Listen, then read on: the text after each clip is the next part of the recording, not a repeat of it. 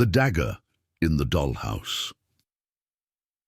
Rain poured relentlessly over the sprawling Whitmore estate, its Gothic spires shrouded in mist. Detective Marjorie Flores, clutching her trench coat against the chill, stared up at the imposing mansion. Inside awaited a peculiar crime scene, one that had already made her stomach churn. "It's in the library," said Officer Ryan, his face pale as he led Marjorie through the dimly lit corridors. The dollhouse. Marjorie frowned. The Whitmore dollhouse, the one that's supposedly worth millions? Ryan nodded grimly. That's the one, and it's where we found the body.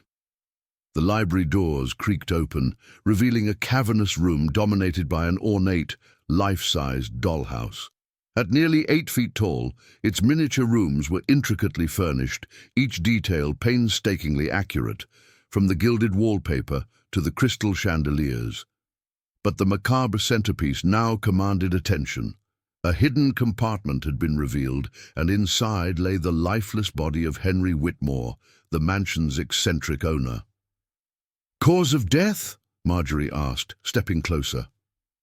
"Single stab wound to the chest," replied the coroner, who knelt beside the body. "The weapon's still embedded." Marjorie leaned in, studying the ornate dagger lodged in Whitmore's chest. Its hilt was adorned with rubies, its blade gleaming even under the harsh crime scene lights. Nearby, a porcelain doll stared blankly, its glass eyes reflecting the chaos. "Who found him?" Marjorie asked. "The maid, Martha," Ryan said. "She was dusting the dollhouse when she noticed the hidden compartment. She called out to Mr. Whitmore, but when he didn't answer, she opened it and—" He trailed off, gesturing at the scene. "And how many people were in the house?" "6, Ryan replied. "The maid, the cook, the groundskeeper, Whitmore's niece. A visiting antique dealer and his lawyer, all are still here waiting to be questioned." Marjorie's gaze lingered on the dollhouse. Who knew about the hidden compartment? "Whitmore was notoriously secretive about the dollhouse," Ryan said. "Rumor has it he spent decades perfecting it, but no one outside the family ever got a close look." Marjorie nodded and straightened. "Let's start with the niece." Juliet Whitmore sat stiffly in the drawing room, her hands folded neatly in her lap. "Uncle Henry was an enigma," she said, her voice trembling. "He devoted his life to that dollhouse. I always thought it was unhealthy." "Did he mention the hidden compartment to you?" Marjorie asked.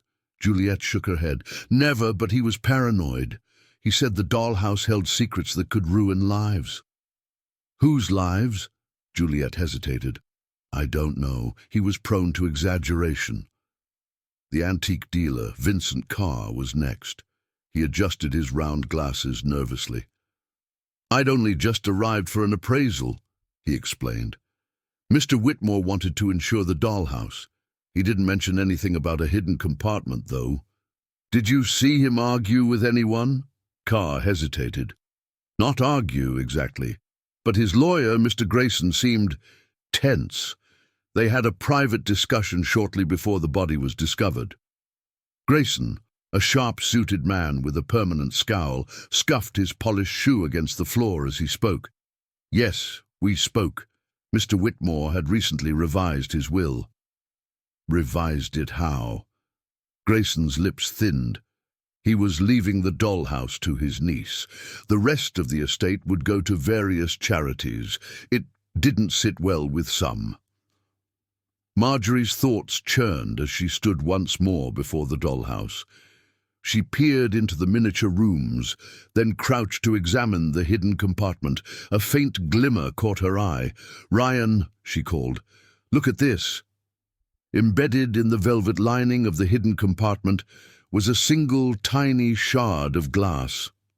Marjorie held it up to the light. "A piece of a broken magnifying lens," she murmured. "Carr wears glasses," Ryan said, catching on. "Exactly," Marjorie said. "And look here."